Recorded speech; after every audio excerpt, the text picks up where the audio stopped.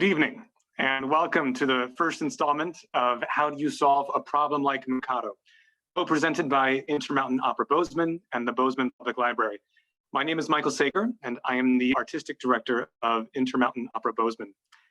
In April of 2021, our opera company hosted a gathering of local community leaders, opera board members, and faculty from Montana State University to address the question of whether we should produce Gilbert and Sullivan's The Mikado.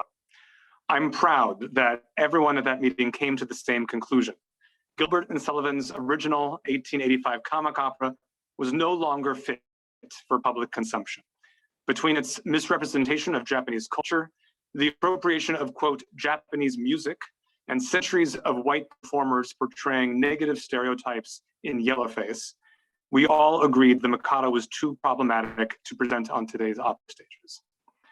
Instead, our own Sarah Allen, who you'll hear from tonight, had the brilliant idea of embracing the original Mikado's satirical origins, making fun of 19th century Victorian culture, and create a new satire making fun of Bozeman today.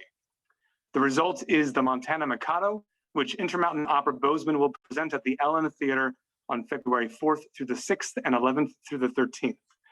Bozeman's own Soren Kissel has written a new and absolutely hilarious libretto with the same music from Sullivan's original score. It's going to be an unforgettable night, and I encourage you all to buy tickets now. But we at Intermountain Opera Bozeman didn't want to just ignore the problematic history of the original Mikado. Rather, we wanted to use this production as an opportunity to enrich our community with educational opportunities addressing representation in opera. And that finally is where tonight's webinar comes in.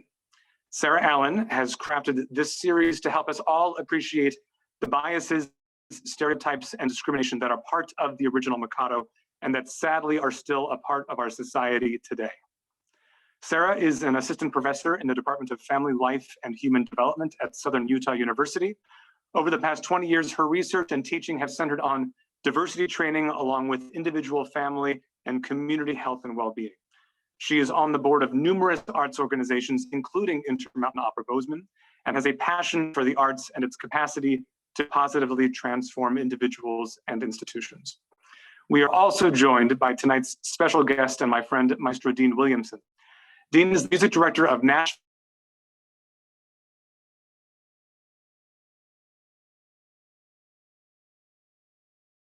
background as a Chinese-born citizen raised in Japan gives him a unique perspective into the Mikado. Sarah and Dean, welcome. Yes, and thank you so much, Michael, for that lovely and generous introduction. I'm so excited to be here tonight sharing the mic with Dean about this really important topic. So as sort of like our roadmap for our time that we'll be spending together tonight, in order to explore Asian American representation in the arts, we want to really kind of dive into 5 core questions. First of all, when we talk about Asian American, who are Asians? How is that defined in the US Census? So who are Asians? What is representation? Why does it matter? What is cultural appropriation? And then trying to sort of connect the dots with cultural appropriation and misrepresentation essentially in the arts with racism and its impacts particularly on children and families. Then we're kind of going to go to a more action-based item where we're looking at organizations, implications for art organizations, and we're going to end our time together with a question and answer session. But before we all begin, I want to center and start with creating the idea of creating a brave space. This is to help us enter the webinar with a learning and growth mindset, and also to inform hopefully a very respectful and engaging dialogue at the end of our webinar. So before I jump into the sort of the discussion agreements for creating a brave space, I want to just take a moment at this time to recognize and honor those who have suffered and lost their lives in relationship to the most recent uptick in anti-Asian American hate. The FBI in October came out with the number of 76% increase in anti-Asian American hate crimes.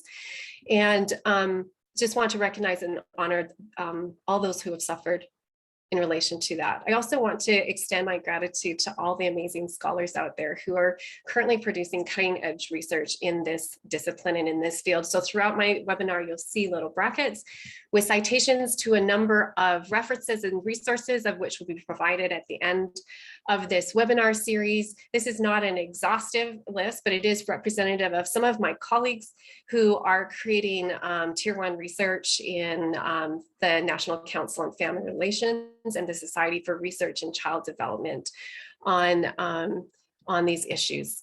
And then lastly, I just want to invite everyone to kind of explore their positionality. We're all coming to this webinar from a variety of different social identities. So what we know, and more importantly, what we don't know about this issue, is profoundly shaped by our race, our class, gender, sexual orientation, etc. So lean into some of those social identities when you sort of hit a little bit of a speed bump potentially in some of your things that are new for you, and understand some of your positionality that's informing what you know and don't know.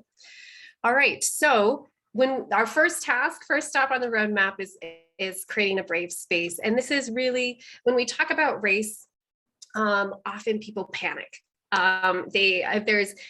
Social scientists have studied this. Why is it hard for white people to talk about race? And oftentimes not really comfortable with the terms, understand the terms, how to use the terms. There's a variety of explanations, but I'm so excited that you have registered for this webinar, because that means you're most likely a curious person who loves to learn. So already we're in the mindset of moving outside of our comfort zone. Learning is never comfortable. Comfort is just validating your preconceived biases and assumptions and notions. But to get to that learning and growth spot, sometimes we have to go through fear, where oftentimes when we talk about race, people can get angry or defensive or feel a lot of shame or guilt. And those are all normal and very predictable responses. I've been teaching diversity classes for 15 years. I've seen this a million times. That's a fear response, but we don't, and it's fine to be there, but we don't want to stay there, right? And sometimes we see people who stay there for 10 years or their entire life and never move into the learning and growth part. So this is an invitation to enter with a mindset and getting comfortable feeling uncomfortable. Learning is never comfortable, and that's the really cool thing about learning. So this is an invitation to bring your best self, your best thinking, your best intentions, your best questions, and just being open to be more open. An open heart means an open mind. So we're all here to learn, and I'm excited to get rolling. So our first question: who are Asians? When we think about how the census defines it, Asians are a diverse group of individuals with family ties to the continent of Asia, which, as you can note from this map, is rather large, right? So we have generally broken it into 5 geographic regions. So Eastern Asia, China, Japan, North and South Korea, Southeast Asia, Vietnam, Thailand, Cambodia, Indonesia, Southern Asia, India, Iran, Afghanistan, Western Asia, Iraq, Saudi Arabia, United Arab Emirates, and Central Asia, Turkmenistan, and Uzbekistan. So because of this incredibly diverse continent, we are looking at, demographically speaking, historically and culturally, an incredibly diverse group of individuals, approximately 60 different ethnic groups. They're originating from Asia.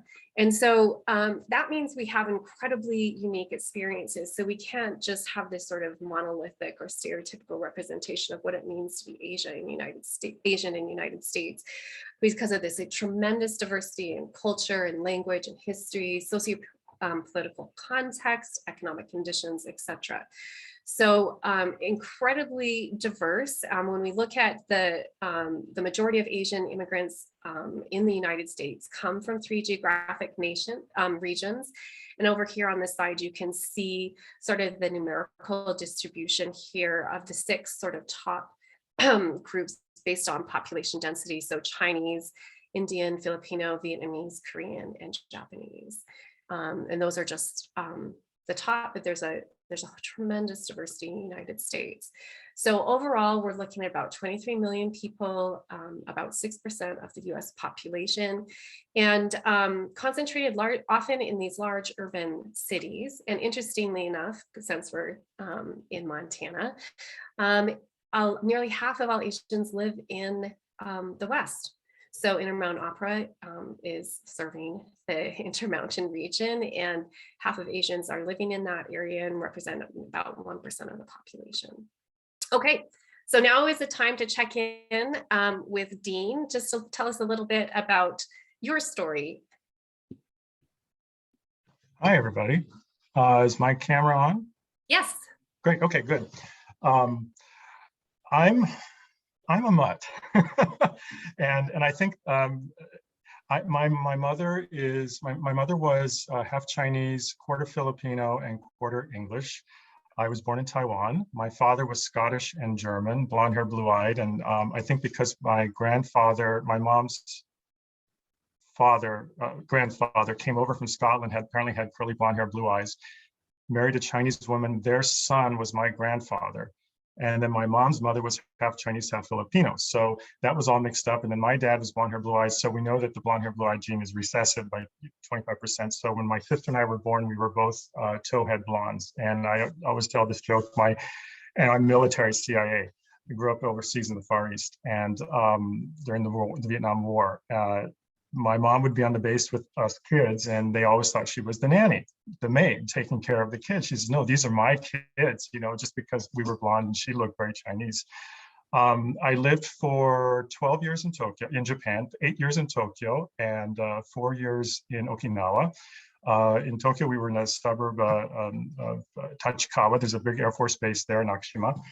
And then near Kadena Air Force Base in Okinawa. Because we were CIA, we didn't exist. My dad was Air America. Anybody who knows Vietnam War history understands what that meant. We were the covert airline. And so we could go on base. I went to American schools, military schools, but we had to live off base. So we always lived in Japanese neighborhoods. We also moved to northern Thailand for a year. We were Laos, Cambodia, Laos when that fell, and Vientiane, Laos. We were supposed to go to Saigon in '74. And my dad said, no, we're coming back to the States, because he was there when North Vietnam fell and he knew what was coming down the pike. So I moved to the States for the first time when I was 16. I had never lived in the United States. This felt like a foreign country. And to be honest with everybody, I absolutely hated it. We were in Los Angeles and Seattle. It wasn't until I got to college that I started to figure it out. And I found out later this is a common occurrence with expat kids. And also, but it was a reverse kind of cultural thing for me, because I grew up overseas in Japan. I was the tall blonde kid that stuck out. I came to the States in Seattle in a middle-class white suburb. All of a sudden I'm in a school, everybody looks exactly like me, talks like me. And so I kind of lost the identity of who I was. And so I kind of experienced a little bit of that. And also a lot of confusion when people would say, wait, you're part Asian. And I just did my ancestry DNA and I'm 40% Asian. So go figure. So I kind of, my perspective on all of this, I was telling Sarah this, is that I come to it with a unique perspective that doesn't necessarily represent my Asian American friends. Nor does it represent my fully Asian friends. I'm kind of in this weird straddling position in the middle. And I liked how you talked about positionality, because it's like I had to, in preparation for this, go through a lot of very difficult, I thought I had figured it out by my age.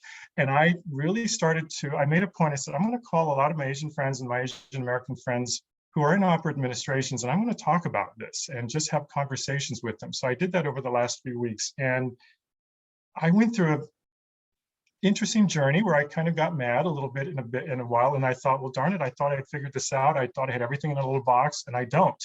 And then I also started to see how we, as Asian Americans, or whatever cultural references, we all cannot quite agree on so many of the things about this. So I started to see how confusing this can be. And it's confusing for us in this as well.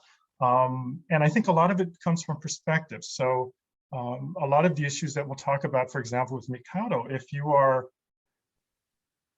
Asian American growing up within the American experience of the immigrant experience that has experienced prejudice, you see all of this through a different lens than if you were, for example, if I grew up as a Chinese citizen in China, came to Juilliard to study for the first time, sat down and started playing a violinist playing Mikado in the orchestra. I would not have I don't have the cultural background of how it's connected to the oppression and the prejudice that the Asian Americans would have grown up with. And I think if we start to look at it that way, we start to understand where the piece came from, the difficulty of talking about it, and why it is painful for so many Asian Americans, and because it reflects back into them what they had experienced or what their relatives had experienced. Thank you, Dean. That it's such a beautiful illustration of how complex our identities are, our stories are, and and also the issue. Your positionality is going to influence, again, what you know and don't know, and your understanding about the issues. And thank you so much for sharing. It beautifully illustrates when we talk about Asian American, how complex that story, and that's one story out of 23 million stories, right? So Exactly. the importance of connecting with the person who's right in front of you and what their story is and what their experience is, and listening and validating that is, I think, so important. Okay, so one of our sort of guiding questions for this entire webinar is, why are we not doing the Mikado? And one of those answers of many is representation matters. And we don't want to perpetuate a long history of racism and racial discrimination against Asian Americans in the US, of which Dean, you alluded to as well. It's a lot more painful if you are attached to that history in the United States. And so we need to unpack a few terms. The first one is representation, and why does it matter? And just kind of as a zoom out, we can talk about representation in millions and millions of ways, but really tonight we're only going to be looking at media and art. But I don't want you to sort of forget that we can look at representation in the political process when Asian Americans were allowed to vote, what representation of Asian Americans in Congress, employment. A lot of scholars have studied the bamboo ceiling, representation in like executive, C-suite offices, our representation of Asian American history in our school curriculum, etc. But like I mentioned, we're going to be focusing on art and media, and I'm going to share a little bit about what I know about TV and film, and then Dean is going to weigh in on the representation in the arts, in particular the opera, so we can dive in a little bit more detail. But I want to sort of start with a larger kind of series of questions just about the role of art and media in culture and in society. They're probably some of our most powerful storytellers. So because we have media giants and conglomerates, just a very small handful of them. So they're really literally controlling pretty much 90% of what we see, read, write, watch, etc. So we want to ask some really critical questions. Who are those storytellers? So what is their race, class, and gender? Who are the executive producers? Who's behind the camera? And then what are the stories that they tell? And we can analyze those stories and some of the stereotypes in them, which I'll share with you a little bit tonight. But we can't forget, again, who's behind the camera or the writer, etc. Because often those stories are probably misrepresentations and not accurate, and that actually tells us a lot more about the storyteller than who's the story that they're supposedly telling.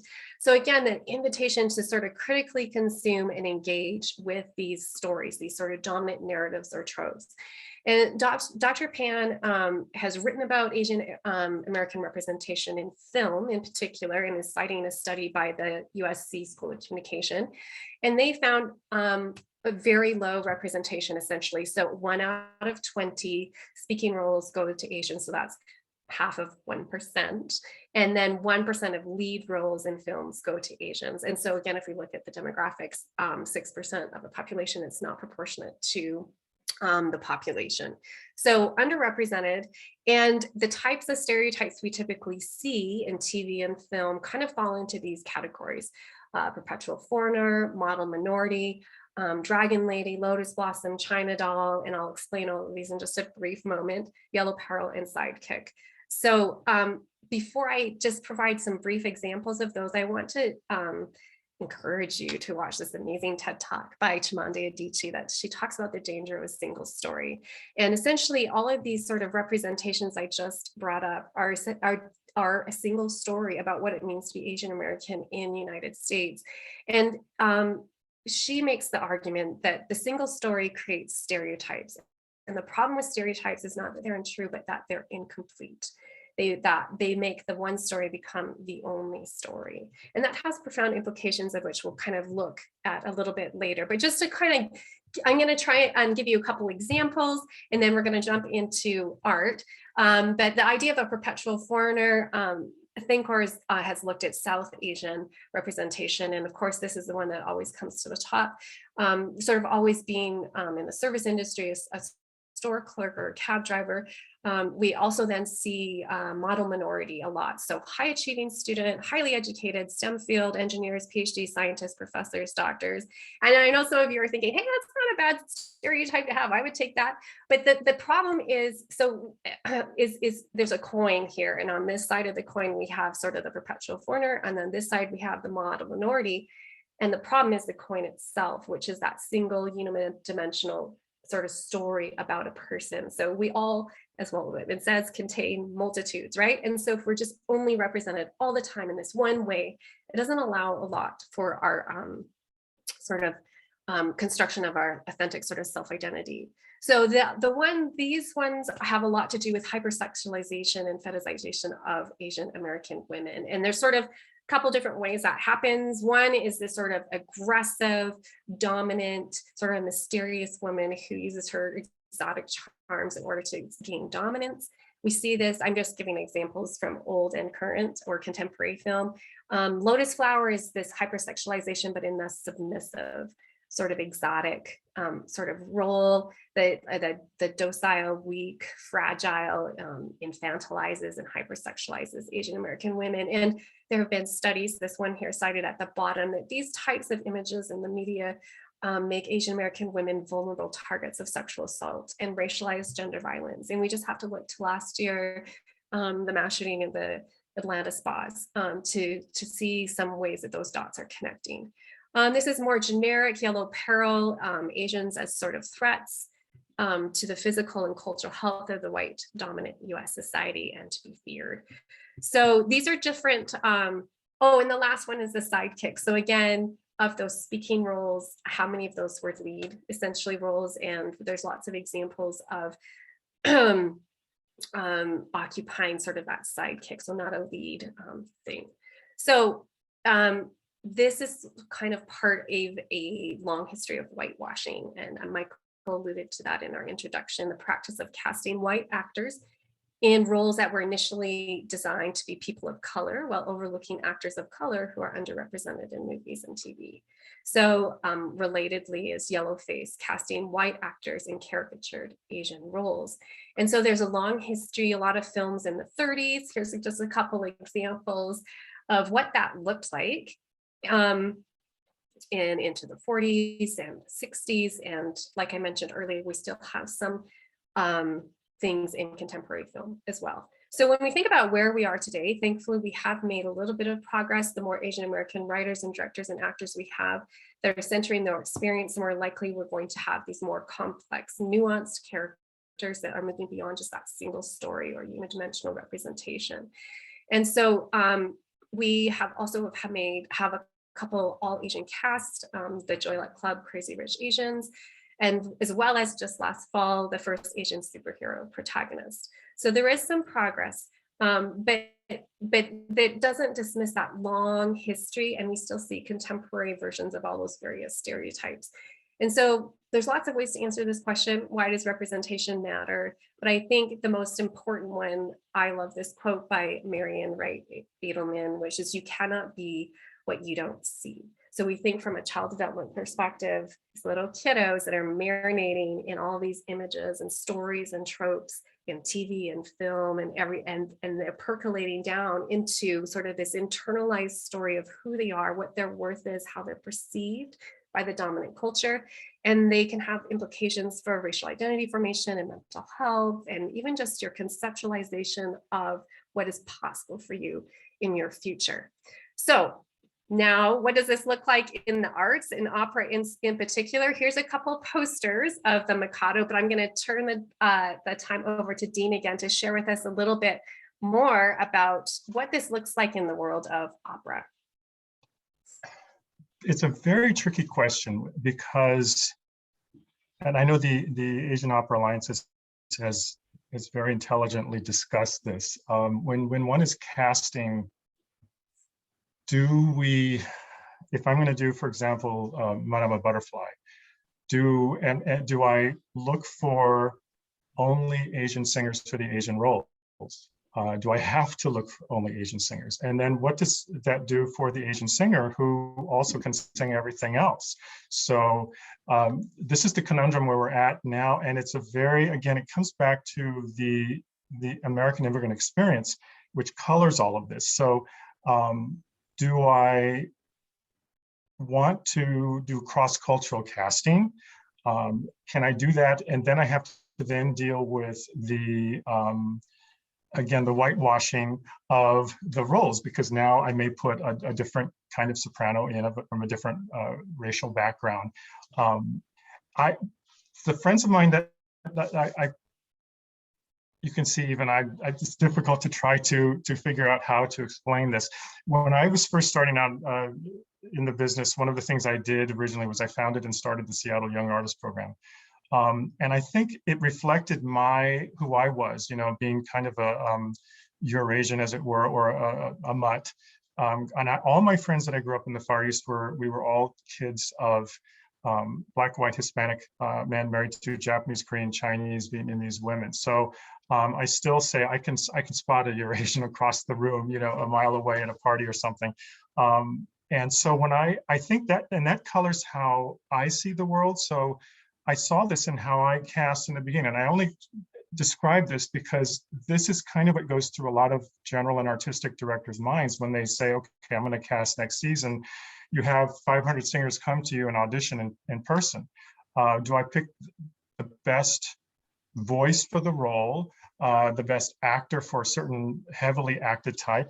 And I look back, I'm trying to remember what I did the first 3 years of the Young Artist Program, and I listened to about 1,200 singers a year, and we would bring 12 to Seattle. And I'm really proud of the fact that it was cross-cultural, but it wasn't anything that I did on purpose. I didn't say I want one Black, one Hispanic, one Latino, one Asian. It just naturally I gravitated to that way. But I think again that kind of reflects my cultural upbringing in growing up in Asia and then coming to the States, feeling a little bit what's the term, othered, different. And not because so much of my skin color, but because I just didn't grow up in this country. And so this is a very foreign thing to me. So I could identify with that aspect of it. I know we did in Nashville Butterfly 2 or 3 years ago, and my good friend John Holmes, who's the general director, he does all the casting there. He did a complete cross-cultural casting, which I thought was brilliant, but it wasn't anything that we like, oh, we're going to do this, to make a point. It just happened, and it was, to me, that's the best way when you can find the best people for the roles. So we had a Cuban American soprano as Butterfly. We had a Mexican mezzo as Suzuki. We had a Korean American Eurasian as Pinkerton, who was also happened to be like 6'3". We had a Black baritone as Sharpless, and then Kate Pinkerton was the only Caucasian of, and if we want to use those terms on the stage. So it was this wonderful mashup that was not intentional, which I think is the best way to do that. And I have to say the cast was so thrilled and you could see them just responding to this and the kind of the give and take of the ideas and sharing of experiences, which I think is the ideal way to do this. But unfortunately, not everybody thinks in that way. And, I was talking to some of my Black singer friends, for example, who have to do Porgy and Bess. And that one time, that was the main thing. And so many great, wonderful Black singers got their start in it, Leontine Price and others, and you work your way up. What most of them have said to me now, is I said, what do you do when you're faced with this and somebody offers you best? And they said, well, I mean, I'm not going to turn it down. It's work. But I'll say, you have to bring me back for Mimi next year. Bring me back for something else that is not tied to this color of my skin and the type of the role or the opera. So these are the very, very difficult questions that all my friends who are in casting positions have to deal with. And I think this idea of representation is so important because, especially with the young singers coming up, the younger generation, to see that they have the opportunity to reach past their cultural background, past the color of their skin, that they can make an impact in our business. And it doesn't mean you're going to put a Black soprano in, for example, a Mimi, and then put her in pale makeup. You're going to actually accept her and embrace and celebrate what she looks like on the stage. And it still becomes a wonderful piece of theater. And I'll tell you, frankly, once they open their mouths and start singing and the music kicks in and the story kicks in, you're not thinking, oh, that's a Black soprano with, whatever. And I will talk about this too. I mean, I know one of my mentors, Spade Jenkins at Seattle Opera, was very, very proud of this. When he first started in the early 80s there, he said, I did this cross-cultural casting without even thinking about it. I would do Gounod, Romeo and Juliet, put a Black tenor with an Asian soprano. And he said, I got so much initial kickback about that, and this was a different time. It was the early mid-1980s, and things were beginning to change in this country. But I would say by the 90s, no reaction at all, and it's so wonderful that and the singers, I have to tell you, the singers adored him because they knew they could come. He would give them roles that other companies may not offer them. And so they were so loyal to him. He was so loyal to them. And he created almost this troupe of singers, his family, that he would bring back repeatedly and say, this is great. Let's try you in this role. Have you ever thought about singing this? And their cultural and racial background had nothing to do with the roles that they were offered. And, I think it's just a remarkable thing. When we see this mix on the stage, it does send a powerful message to people in the audience, to young opera goers, that they can see themselves on the stage. And I have the same thing with my Asian friends, about Butterfly.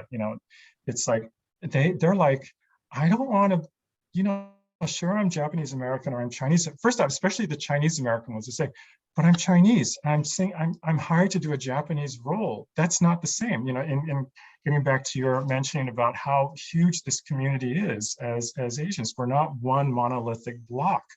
I talked to another mezzo friend of mine who's Indian, and she said, if that were the case, the only thing I could, I'd make my whole career out of doing, lakme and pearl fishers. And she said, and frankly, that's offensive, and it is, if you say, I can only hire you for these particular roles. And my Asian friends say, we would love to have other kinds of sopranos sing Butterfly and other mezzos do Suzuki. It doesn't have to just be us. Just like I, as a Chinese or Korean or Japanese soprano, I want to be able to sing Mimi, Musetta.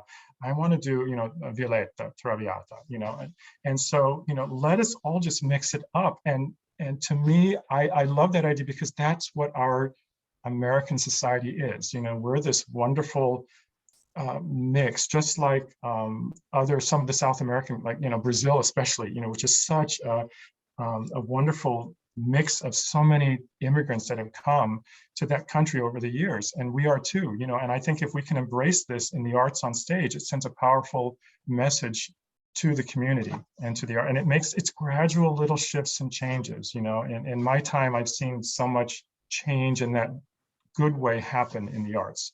So I'm really happy about that, but it is a very, very complicated, and this is just talking to my Asian friends about this just in the last few weeks just got me really thinking a lot about it. And a lot of emotions went through me. It was, as you say, it was growth is difficult sometimes.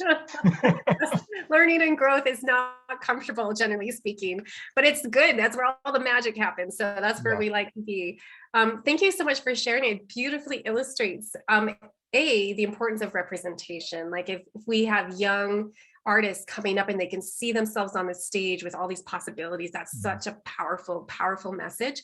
And then also the cross-cultural casting. I mean, there's so much research that that supports the idea that some of our best, most creative and innovative teams are the ones that are diverse because of those multiple perspectives, and they create amazing things. So it's so fantastic to hear that story of how you were doing that. Thank you. Okay, so our next little stop on a roadmap is looking at cultural appropriation. And so I'm just going to provide a couple examples and definitions, and then Dean will weigh in again. But in a nutshell, culture is not a costume. So this is just a poster of an Asian American student who says, we're a culture, not a costume. This is not who I am. This is not. Okay, so you always want to step into the shoes of the perceived other and trying to imagine what it might feel like to be dressed up as in that way. So in regards to the academic sort of definition of cultural appropriation is when the dominant group takes, borrows, or adapts something from the culture of a minority group that has historically been exploited or oppressed for their own benefit without permission, and often without relationships with that community. So it's very exploitive and extractive, essentially. They only take the elements that benefit them and not the ones that might disadvantage them.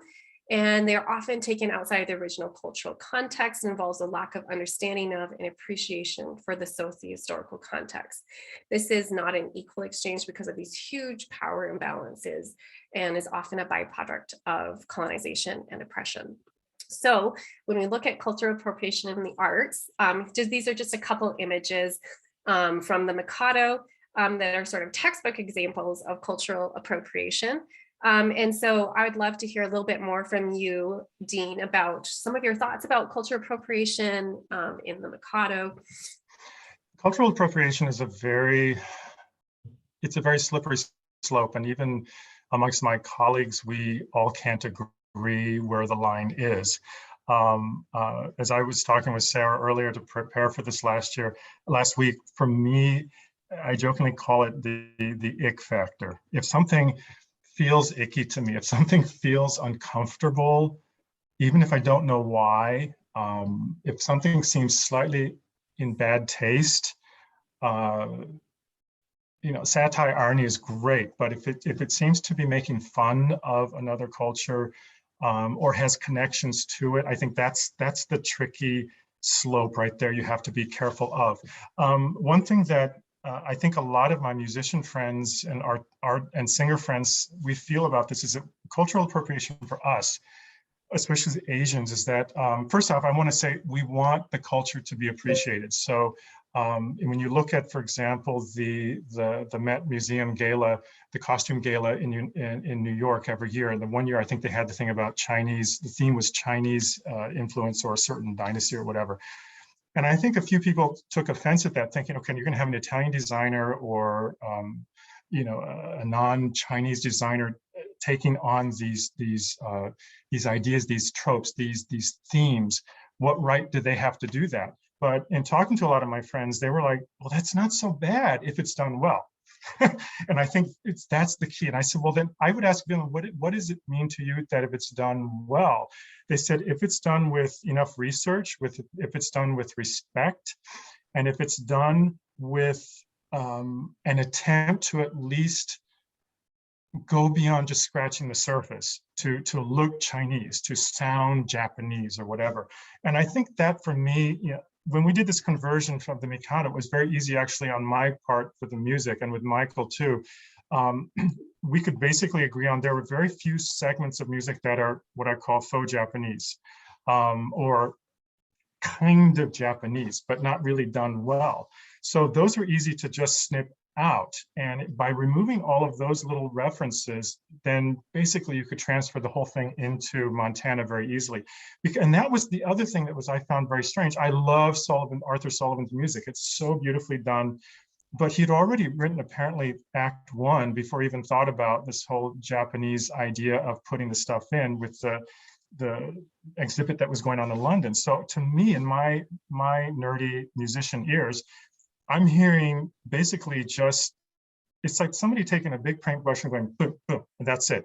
I'm Japanese. I put just enough in, but I didn't really do it right. And I'm going to show you some. I'm at my electric keyboard here, my Clavinova. So I'm going to demonstrate something really quick about the Miyasama theme, which really exists. And I went online and I actually found the original and a recording in Japanese. But it's an old military marching tune from like 1860s or 80s or something like that. And so Japanese music is also based on the pentatonic scale, but it kind of comes from the Chinese, but it also has much more the modal sound, the modal minor. So very infrequently is it going to be in this major key. So this is what Sullivan did. So you hear this.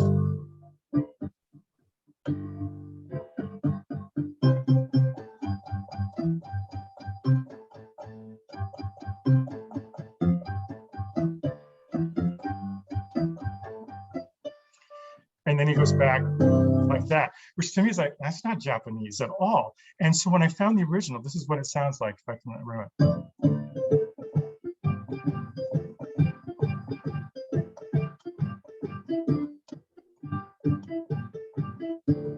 And then you would do, that's the minor instead of the Western influence like that. So you can see what he did there. And I also, this same tune is in Butterfly.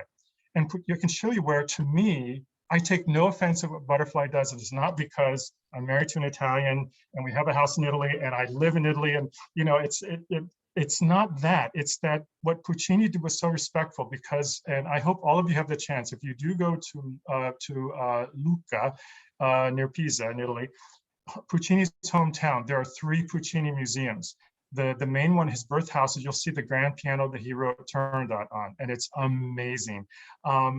In the hills is the family's summer home, which his mother sold, little trivia, sold so that he could go, they could raise the money to send him to Music Conservatory in Milano.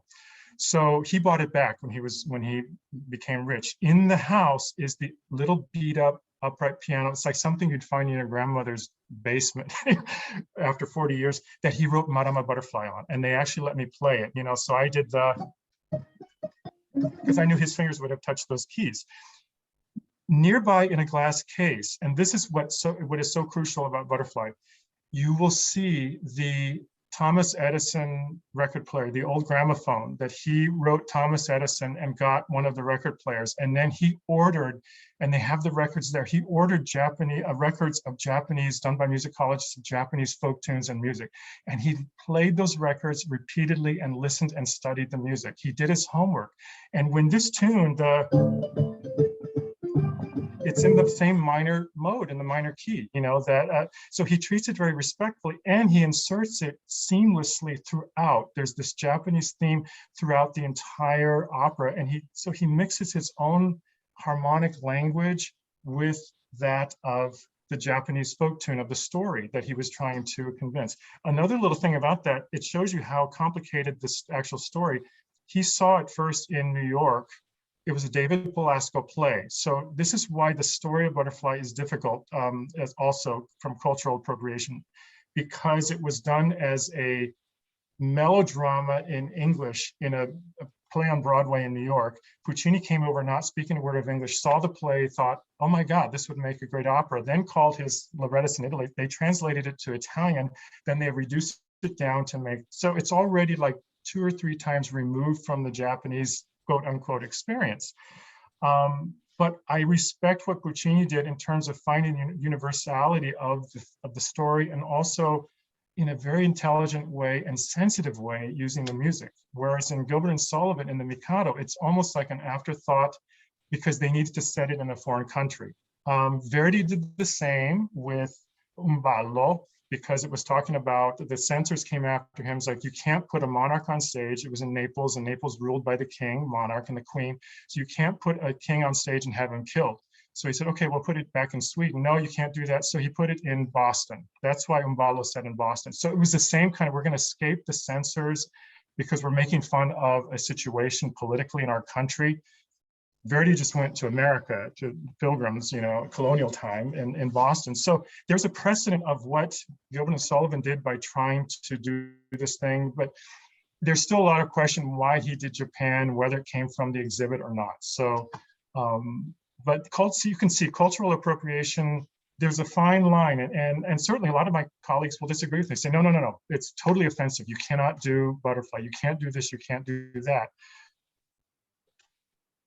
I certainly have my line that I don't want to go over, but it's a conversation that even those of us in the Asian American community and in the music community, we have our own arguments and our own discussions about it, and then we grow from that experience as well.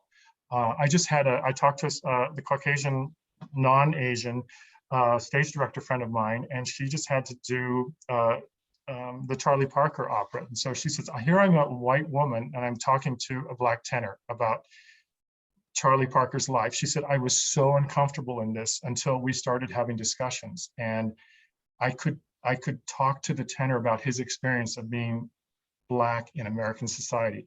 And so when I would ask him to do something on stage, we had a discussion. So we had a language, and he trusted me and I trusted him. And, I think that's how we're all going to move forward in all of this, is that we can work through and it's a brilliant idea. This Mikado, the music is wonderful. And I was never really a Gilbert and Sullivan, and now I'm like, and Michael will be very happy. I've been studying the score like crazy the last few weeks, and I'm like, oh my gosh, the orchestration is so gorgeous. It's so beautiful. The music is so beautiful. The tune, he can write an earworm. I have been waking up 3 a.m. with tunes, that's drilling in my head. So it's worth doing, but if we can find the right context for this country, if you will see lots of performances this, even in Asia, and it doesn't have the same impact because they're not looking at it through the lens of immigrant oppression that we did. Yeah. And that's so critical, the context, the positionality, the history, that all powerfully shapes the discussion. And thank you so much for sharing all the complex nuances of the things you have to think through about determining if this is cultural appropriation or not. I love the key factor. I think there is an element of quality sometimes where you can just know, that's not good. Or right now it doesn't feel good, but maybe in 50 years, 20 years, 25, who knows, but right. For where we are in this time as a country, as a society, yeah, it may not feel right. Yeah, and timing is really, really important, which actually kind of is a segue to our next little section. And I'm going to have to sort of speed through this because I know we want to do some questions, but kind of connecting the dots between cultural appropriation in the US context with the history that we have here in the United States. Why might some people say, no, we can't do that, that's offensive. Representation or misrepresentation and racism. And I don't have time to give you a crash course on this. You can take my semester-long course where we'll unpack a lot of these things, but we have to understand a lot of sort of core terms when it comes to understanding racism, bias, stereotype, prejudice, discrimination, xenophobia, xenophobia, etc. So we don't have time to sort of unpack that. But I think when we think about racism, we want to, there's lots of different ways to think about it and how these dots are connecting. But a lot of times no one wants to be called a racist, right? And so they'll define it as something so exceptionally extreme that there's no way that they could be that. And then they can kind of just opt out of the whole conversation. I'm not racist. I don't know anyone who's racist. We're not racist, etc. But that's often if it's defined in really, really overt, like lynching, hate crimes, being a member of the KKK, saying the N-word, racist, jokes and neo-Nazis. So that kind of stuff, most of Americans are not doing that. So they're like, well, I'm not racist, it's not a problem. But the thing that is often missed is that those are just sort of the tip of the iceberg of much larger sort of covert or more socially acceptable, where the jury's still kind of out on a number of other things that are part of the racism sort of issue and concern. So in the context of the United States, cultural appropriation, ethnocentric curriculum, a variety of different types of discrimination and profiling, etc.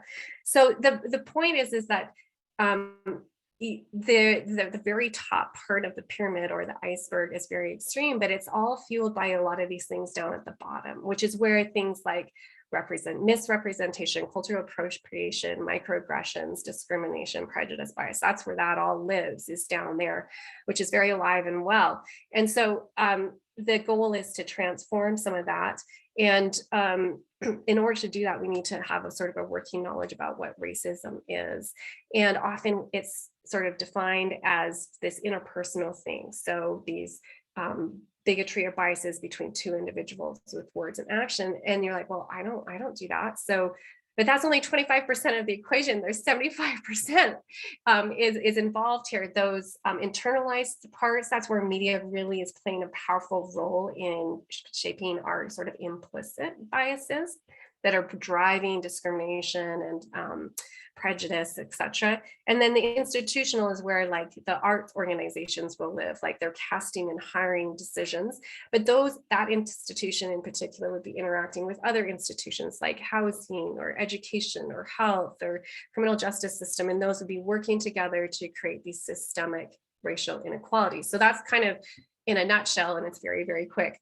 But when we go back to why we're not doing the Mikado, that representation really matters. And that history of racial discrimination in the United States, that's the larger context. Again, like what you were saying, Dean, why it wouldn't be appropriate. There's that icky factor again, just because of we have a long history, both a lot of these are more institutional examples of laws or policies or programs. So lynchings, Exclusion Act, massacres, Chinese, the rhetoric of the Yellow Perils, Japanese American internment camps, the KKK setting fire to refugee villages, Korean businesses being looted, and all the way up to 2022, where we see that uptick again in anti-Asian American hate crimes. That just didn't come out of the blue. There's a history, hundreds of years of sort of anti-Asian American context. And so the Time magazine just had a cover that's inviting us to confront America's legacy of anti-Asian violence.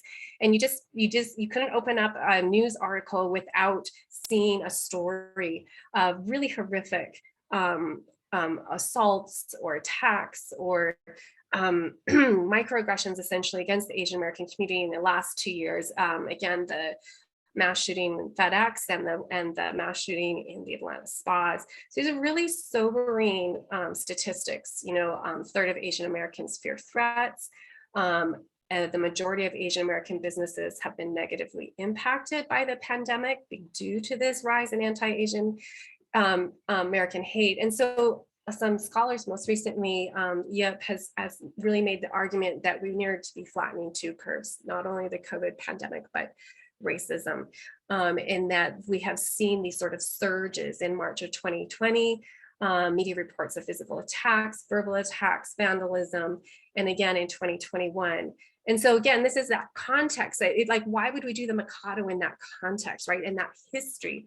And so, like I mentioned, that the FBI reported the 76% increase, and the federal government has responded in 2 ways with a memorandum condemning and combating racism, xenophobia, and intolerance against Asian Americans and Pacific Islanders in the U.S., as well as a White House initiative to start addressing some of these things. But when we think, I'm a human development person, so what is the impact of all of this? Well, you don't have to have 10 PhDs to know it's not good, right? So this is research hot off the press. They were looking at Chinese American families in 2020 and 2021, Time 1 and 2, about the impact of COVID racism on their families. And essentially one of the key findings was that was strongly related to adults and youth poor mental health.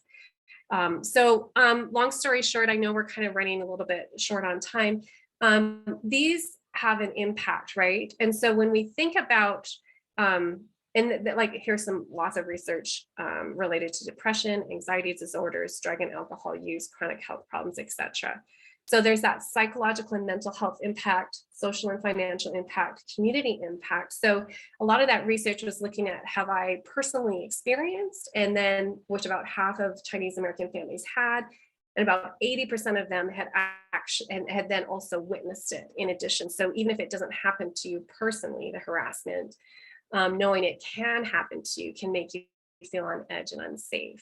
So long story short, there's a long history of this, and it has really adverse health outcomes. So I want to just zoom on because I know we're moving ahead. I'm going to skip through this section here, Dean, because I think we've covered it. I'm just going to talk about in conclusion, and then maybe we'll open up the floor for questions and answers, and maybe we can stick around for just a few minutes because we're short on time. And this is a long list, but essentially why we're not doing the Mikado is that we don't want to use our platform to perpetuate the racism. We know cultural appropriation can be harmful and don't want to hurt our fellow Asian Americans. We understand what microaggressions are and don't want to use our art form to perpetuate those. And if you don't know what microaggressions are, you can follow up in a future webinar. We're concerned about the mental and physical health of our fellow Asian Americans, and we don't want to create art that excludes or demeans or minimalizes or marginalizes them. We want to challenge a Eurocentric bias. We don't want to perpetuate discriminatory practices, and committed to better representation and want to be an ally. So that's like the speed version. Anything else you want to add at this moment, Dean, or do you want to just open it up to questions? You're like, no, we're good. Questions. Let's do questions. All right. So I think we have our lovely librarian who's going to help us wade through the questions. And I'm going to stop sharing right now.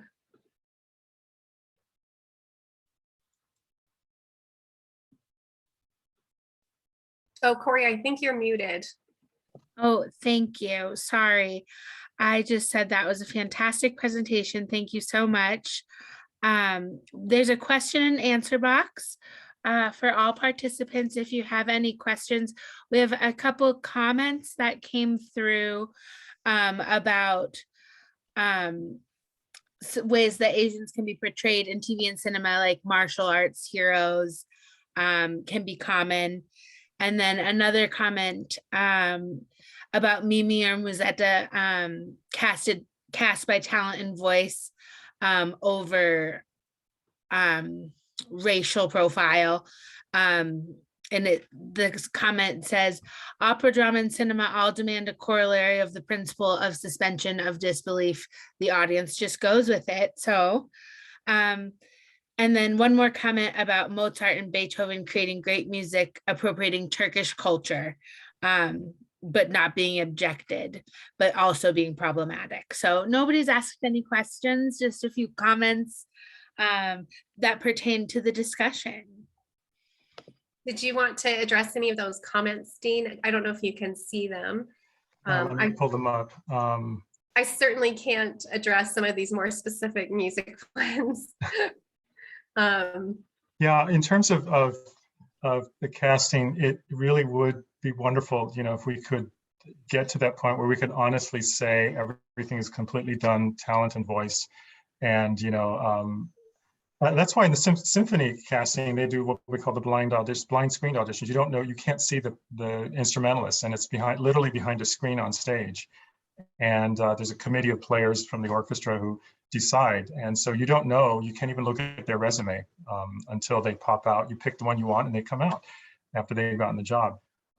In terms of the Mozart and Beethoven, you know, using Turkish culture, I think a lot of, unfortunately, in a lot of these, in Europe especially, that we go through periods where certain so-called exotic cultures are become almost fetishized in a way because of, for whatever reason, and that we did go through a period where a lot of Turkish or other Arabic kind of countries were seen, and the music was kind of used. We certainly went through a lot with the French. I just was reading about with Gollywog's Cakewalk, you know, this famous, you know, Debussy piece that I learned when I was 10, you know, all came from, you know, minstrel music in the United States in blackface. So it's like, oh, gee, you know, that was a new thing for me. But then also the fascination with a lot of Indonesian, and you can also reverse it too. You know, the jazz first kind of became in France. They became so fascinated with American culture and jazz. So, you know, as one Asian friend of mine said, you know, we have this tradition in Asia of we borrow from each other like crazy, and even culinarily wise, the cuisines are we throw things back and forth. So it's, again, this is the slippery slope where we have to kind of start to look at context and look at historically what might have happened in those particular times. Great. So we've had a couple more questions come in. Someone mentioned they enjoy the history and background. Do you think that Mikado can survive into the next century? I think so, but I think for a while people will have to do what was done, what we're doing here in in the Montana Mikado, of basically removing the more sensitive or offensive areas of the score, taking away the whiteface. I think that's something that I find difficult to see, and a lot of my Asian friends, when you see a lot of Caucasians, like a 6'3" Scandinavian Caucasian in whiteface, taking mincing steps, trying to look Asian, and it starts to get a little bit difficult that way. So again, but I think that the music is just incredible. I mean, Gilbert and Sullivan is fantastic music. So I think we owe it to find a way to keep these pieces around if you can do these quick fixes within. Great. Thank you so much. We have more questions, but we don't have the time for it, unfortunately. We have another 4 sections to this series, the next following Mondays. So the next one will be on January 17th at 6 p.m. unpacking the model minority myth. So we look forward to seeing you there. Thank you for joining us tonight. Thank you for attending. See you next time. Thank you very much.